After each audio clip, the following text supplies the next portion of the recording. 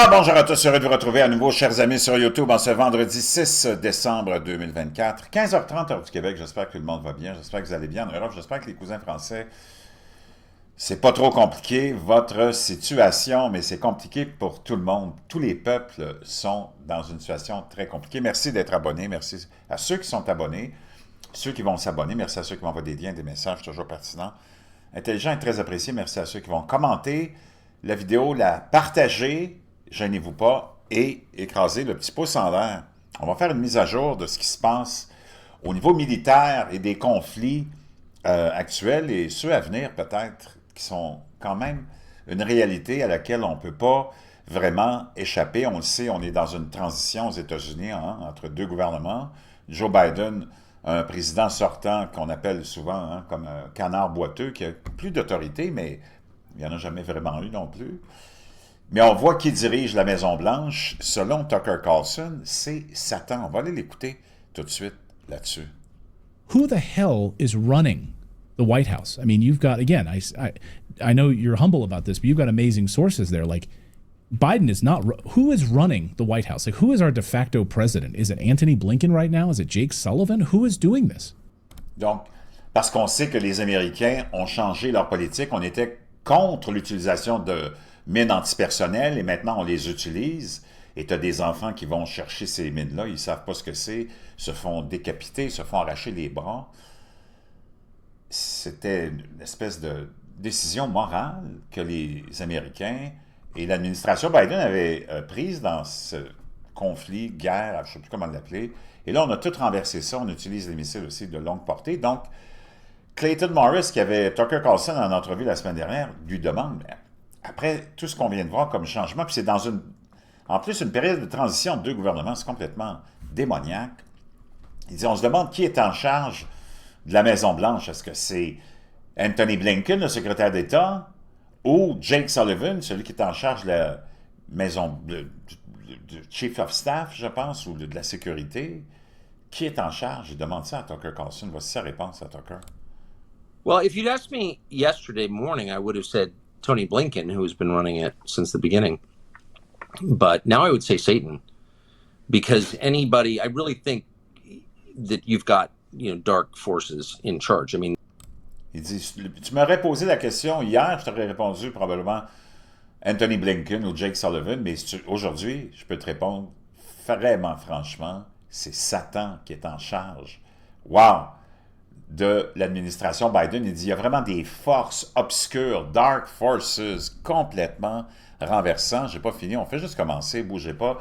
N'oubliez pas d'appuyer sur, d'écraser le petit pouce en l'air, partager la vidéo, commenter aussi, c'est très important. Dites-moi de quel endroit aussi vous commentez, ça c'est fascinant. Gênez-vous pas de mentionner de quelle ville, quel pays vous nous suivez.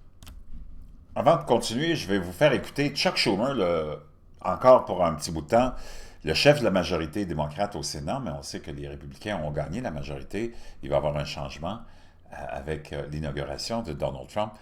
On va l'écouter Chuck Schumer, un politicien de carrière, qui est obligé de répondre à multiples reprises sur le pardon présidentiel que Joe Biden a accordé à son fils. On va aller écouter ce qu'il avait à dire quand on lui pose la question. Est-ce que vous avez un commentaire à faire sur cette histoire-là?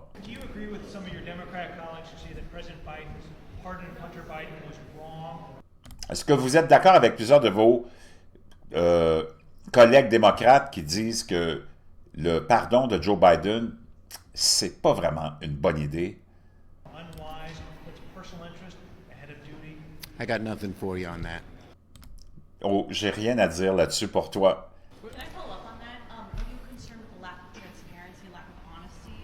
Est-ce que vous considérez que c'est un manque de transparence et d'honnêteté de la part de Joe Biden? As I said, I got nothing for you on that. Comme j'ai dit, j'ai rien à vous dire là-dessus pour vous autres.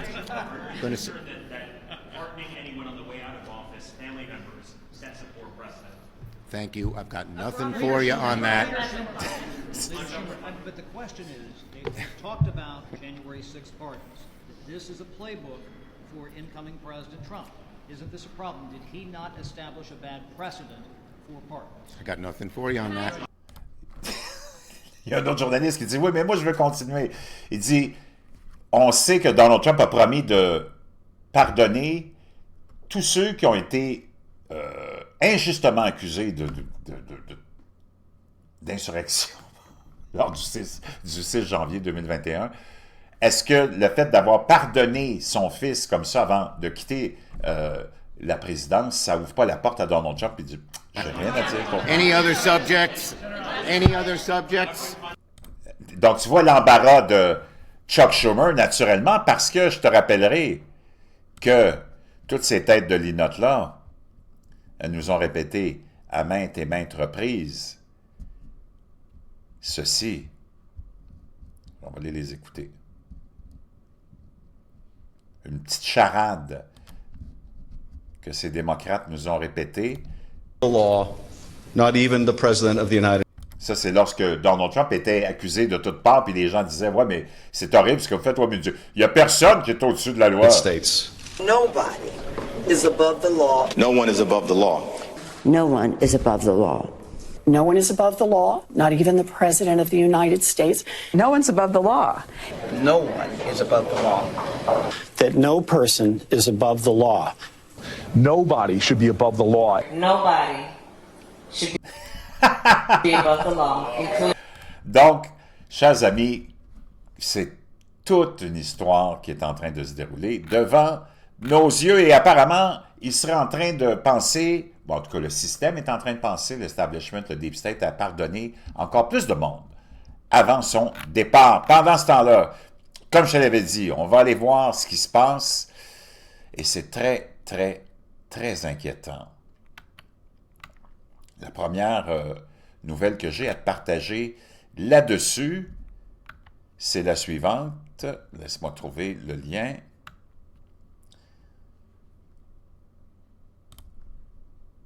La Chine et la Russie sont en train de se préparer pour une mainmise totale, apparemment, militaire, sur l'Arctique, prévient le Pentagone, c'est rapporté par The Telegraph. La coopération navale croissante entre deux nations dans les eaux au nord de l'Alaska pourrait signifier que les États-Unis augmenteront aussi leur propre patrouille. La Chine travaille avec la Russie pour accroître sa présence dans l'Arctique et pourrait constituer une menace pour les États-Unis depuis le Nord, a averti le Pentagone. Un haut responsable du ministère de la Défense a déclaré jeudi qu'une nouvelle coopération militaire entre la Russie et la Chine au bord de l'Alaska pourrait voir les États-Unis organiser davantage d'exercices militaires dissuasifs. Iris Ferguson, secrétaire adjointe à la Défense, a tiré la sonnette d'alarme concernant la coopération accrue entre les gardes russes et chinois et une patrouille conjointe de bombardiers au large des côtes de l'Alaska. Vraiment, je te laisse le lien dans la boîte de description, tu continueras la lecture de ça, mais vraiment, wow, je ne sais pas ce que ça veut dire. Maintenant, concernant l'Ukraine et la Russie, Bloomberg nous apprend que de plus en plus de soldats sont épuisés et abandonnent leur poste. Le premier jour de l'invasion russe à grande échelle, Roman Solomoniuk a choqué sa famille en se portant volontaire pour combattre, mais plus de 2 ans et demi. Pour ceux qui me suivent depuis longtemps, vous le savez, je vous ai prédit le moment exact où c'était pour se déclencher, cette opération-là, ou on ne sait plus comment l'appeler, et je vous ai dit que ce serait très, très long, et là, on est 2 ans et demi après. Il a rejoint le nombre croissant de soldats ukrainiens qui ont abandonné. Roman, âgé de 45 ans, a d'abord creusé les tranchées près de la frontière russe. Plus tard, il a abattu des drones, mais ensuite, Roman s'est brouillé avec un officier autoritaire. Il est désormais officiellement recherché pour avoir quitté son unité sans permission depuis 2022. L'Ukraine a ouvert près de 96 000 affaires pénales contre des militaires qui ont abandonné leur poste. 96 000 qui font face à des peines pénales militaires parce qu'ils ont abandonné leur poste. Selon les données du parquet général, cela représente une multiplication par 6 par rapport aux 2 dernières années. Wow! Ça va pas vraiment bien. Pendant ce temps-là, sur le front de la Syrie, imagine-toi que les rebelles viennent d'avancer, syriens, vers une 3e grande ville, ce qui constitue une menace croissante pour Assad. On essaie de redéstabiliser. Je pourrais te mettre un petit $2 que c'est les Américains qui sont derrière ça. Certains responsables arabes exhortent le dirigeant syrien à quitter le pays alors que la bataille pour Homs se profile. Les rebelles syriens se rapprochent de Homs après avoir pris le contrôle de 2 autres grandes villes lors d'une offensive éclair qui a relancé la guerre civile après plus d'une décennie et jeté en question l'avenir du régime du président Bachar el-Assad. Certains responsables arabes l'exhortent à quitter le pays. Aïe, aïe, aïe, je peux te dire une chose, il me semble qu'on n'entendait plus parler de ça. Maintenant, ça revient plus que jamais. C'est vraiment incroyable. Qui est Abu Mohamed al-Jolani, le rebelle islamiste à la tête de l'avancée syrienne? Ben, c'est lui, au milieu d'une offensive rebelle qui a stupéfié le régime syrien et entraîné d'importantes pertes de territoire. L'homme de 42 ans, qui la dirigeait, a pris une décision stratégique surprenante. Il a utilisé son vrai nom dans un message officiel publié jeudi, après l'entrée de ses combattants à Amman, le groupe militant islamiste Hayat Tahrir al-Sam, le HTS, a partagé un message signé Ahmed al-Sara'a, le nom de naissance d'un chef rebelle mieux connu sous le nom de guerre d'Abu Mohamed al-Jolani. Cette décision marque un changement plus important pour Jolani. Autrefois personnage mystérieux qui montrait rarement son visage, Jolani a purgé une peine dans une prison américaine en Irak avant de devenir le commandant d'une filiale d'Al-Qaïda dans la guerre civile brutale et multiforme en Syrie. Aujourd'hui encore, une récompense de 10 millions de dollars américains est prévue pour toute information permettant de le capturer. Mais ces dernières semaines, Jolani est devenu le visage public de l'avancée rebelle la plus réussie en Syrie depuis des années, crédité comme la force motrice d'une offensive stupéfiante qui a capturé la deuxième plus grande ville de Syrie, Alep, des forces fidèles au président syrien Bachar el-Assad. Wow! Jolani est jeune, intelligent et extrêmement ambitieux, a déclaré Charles Lister, chercheur principal au Middle East Institute, ajoutant qu'il a également été impitoyable dans le passé pour éliminer ses rivaux et potentiels rivaux futurs. Donc, tu vois, quelque chose qu'on avait complètement oublié, le conflit syrien. On pensait que c'était chose du passé. Et non, naturellement, parce que ça va devenir une autre guerre par procuration. On sait que les États-Unis, sous Barack Obama, ont toujours soutenu ces groupes rebelles, alors que la Russie, et on pourrait dire indirectement la Chine et l'Iran, ont soutenu Bachar el-Assad. Donc, Aaron Zelin, chercheur au Washington Institute, a déclaré qu'en utilisant le vrai nom de Jolani, HTS espérait montrer qu'il était juste un type ordinaire. Il est peut-être tout sauf cela. Wow! D'où vient-il? Ben, il est né en 1982 en Syrie. Il n'est devenu connu que bien plus tard sous le nom de Jolani. Il a déclaré que sa jeunesse avait été façonnée par le conflit, sa famille ayant été forcée de quitter sa maison sur les hauteurs du Golan pendant la guerre de 1967. Son pseudonyme ultérieur était une référence à la maison perdue de sa famille, utilisant une translittération différente. Dans une interview accordée en 2021 à Frontline sur PBS, Jolani a raconté avoir grandi à Damas et travaillé dans l'épicerie de son père, mais après les attentats du 11 septembre 2001 aux États-Unis et la guerre contre le terrorisme qui a suivi, il s'est rendu à Bagdad pour lutter contre l'invasion américaine. Comment il s'est retrouvé dans la guerre civile, impliqué dans la guerre civile en Syrie? Lorsque Jolani a été libéré de détention américaine après 5 ans, Al-Qaïda s'était rebaptisé État islamique en Irak sous la direction d'Abu Bakr al-Baghdadi, plus tard connu pour ses tentatives brutales de construire un califat en Syrie et en Irak. Bien qu'ils soient rapidement devenus des ennemis jurés, Baghdadi et Jolani étaient alors des alliés. Le chef de l'État islamique a envoyé son jeune collègue en Syrie en 2011 en tant que représentant au moment même où le gouvernement Assad commençait à réprimer les manifestations révolutionnaires. Au début de la guerre civile syrienne, Jolani a formé le Jabhat al-Nusra, une branche d'Al-Qaïda. Le groupe est rapidement devenu l'une des factions les plus importantes de l'armée syrienne libre antigouvernementale, certains analystes les décrivant comme des combattants plus redoutables que leurs alliés moins religieux. Et pourquoi ont-ils rompu avec Al-Qaïda? Cependant, à cette époque déjà, le Jabhat était confronté à des problèmes de la part d'autres groupes islamistes en Syrie.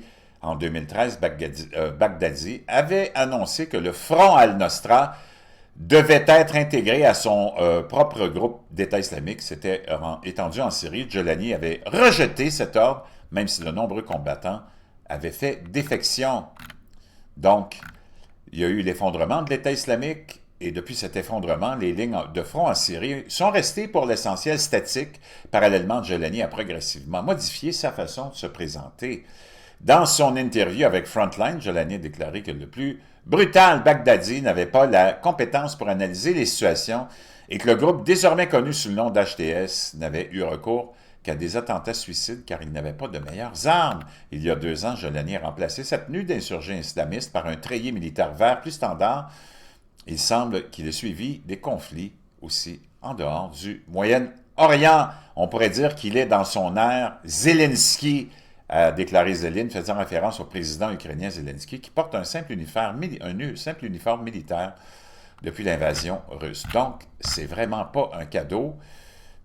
Quel genre de Syrie envisage-t-il? Les analystes décrivent Jolani comme un homme pragmatique mais opportuniste, prêt à changer de vitesse lorsque les circonstances changent, y compris le fait qu'il a profité d'un moment où les alliés d'Assad au Hezbollah, en Iran et en Russie, sont tous distraits par d'autres conflits.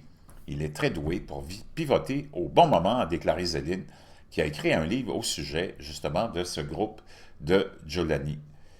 Vraiment très intéressant, ce pragmatisme s'étend à son style de gouvernement. Si le HTS reste une organisation islamiste, il a jusqu'à présent tenu ses promesses de tolérance religieuse dans les zones de Syrie qu'il contrôle.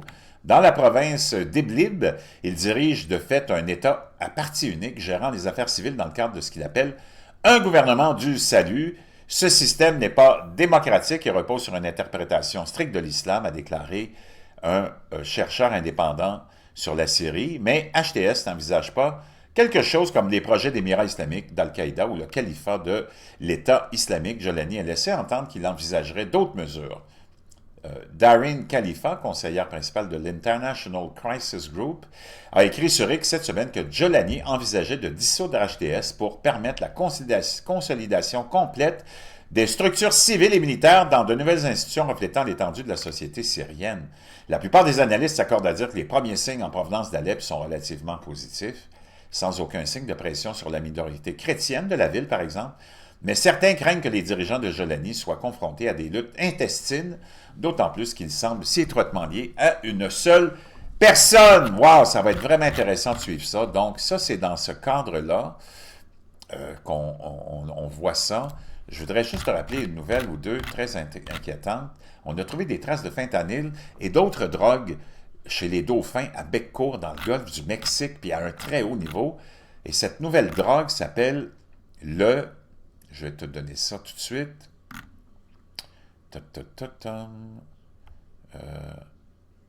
Donc, le fentanyl, on sait que c'est une drogue extrêmement déviée. C'est un opioïde, hein, chimique, très, très dangereux. Plus de 100 000 personnes meurent à chaque année aux États-Unis. Au Canada, on a au moins une vingtaine de milliers de jeunes et moins jeunes qui meurent d'overdose. Et cette nouvelle drogue, qui est un dérivé plus chimique encore que ça, est 10 000 fois plus dangereux. On a trouvé dans le gras des dauphins, naturellement, 3000 composés différents. Parmi ceux-là se retrouvent des sédatifs, des relaxants. Aïe, aïe, aïe, aïe, aïe, aïe, aïe. Wow! Au moins 89 échantillons de graisse de dauphins ont été analysés dans le cadre de l'étude, dont 83 prélevés par biopsie de dauphins vivants et 6 prélevés sur des dauphins morts. Des produits pharmaceutiques ont été retrouvés dans 30 de ces échantillons. Du fentanyl a été trouvé dans 6 dauphins morts selon la publication. Donc, j'essaie de trouver le deuxième produit là, dont on parle ici. Je vais envoyer dans l'article quelque part. J'ai oublié de le noter.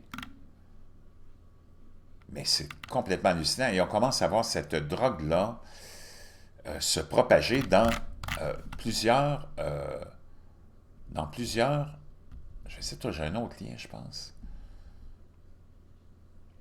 Non, c'est ici. Dans plusieurs États, c'est complètement... Il y aurait déjà des décès attribués à cette drogue-là. Je ne comprends pas que je n'ai pas le lien.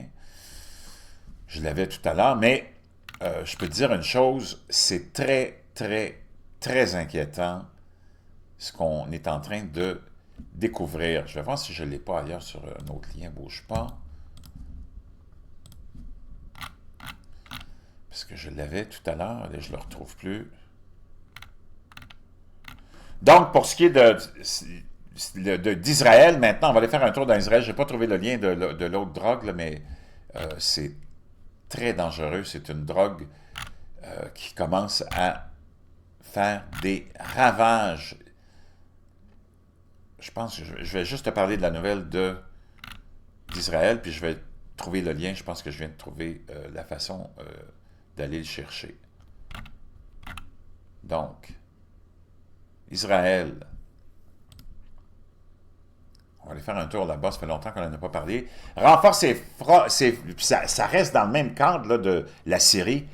Ses forces à la frontière avec la Syrie, à la lumière du développement de la guerre civile là-bas. Moi, j'en reviens pas. On est passé d'un calme total où on ne parlait plus de la Syrie depuis longtemps, et là, tout à coup, on nous ramène ça comme si on était d'abord au bord de l'effondrement déjà, puis que Assad serait sur le point de quitter le pays. Un haut responsable iranien, Téhéran, est susceptible d'envoyer des missiles et des drones à Assad. Saad détruit des lance-roquettes au Liban visant Israël. 2 personnes recherchées pour l'incendie criminel dévastateur d'une synagogue de Melbourne. Wow! Des frappes russes syriennes ont tué 20 civils, dont 5 enfants, près de Homs aujourd'hui, selon un observateur de la guerre. Les frappes aériennes russes et les raids aériens et bombardements syriens ont tué 20 personnes dans Homs.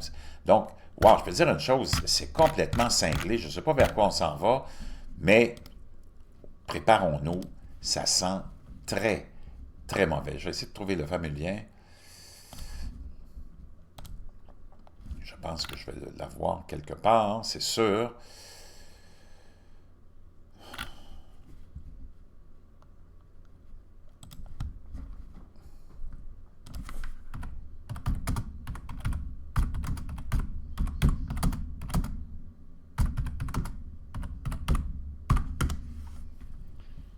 Donc, je viens de le trouver. Le CDC met en garde contre un nouveau médicament plus mortel que le fentanyl.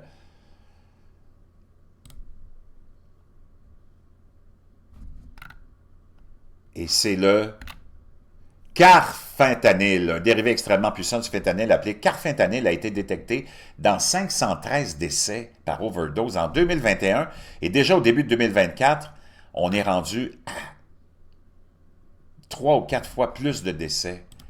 C'est complètement hallucinant. Le carfentanyl a été conçu pour tranquilliser les grands animaux comme les éléphants et on estime qu'il est 10 000 fois plus puissant que la morphine et 100 fois plus puissant que le fentanyl. Il suffit de 2 mg pour tranquilliser un éléphant. Cette même quantité est suffisamment puissante pour tuer 50 personnes. Wow! C'est complètement hallucinant. Qu'est-ce qui se passe, chers amis? Wow!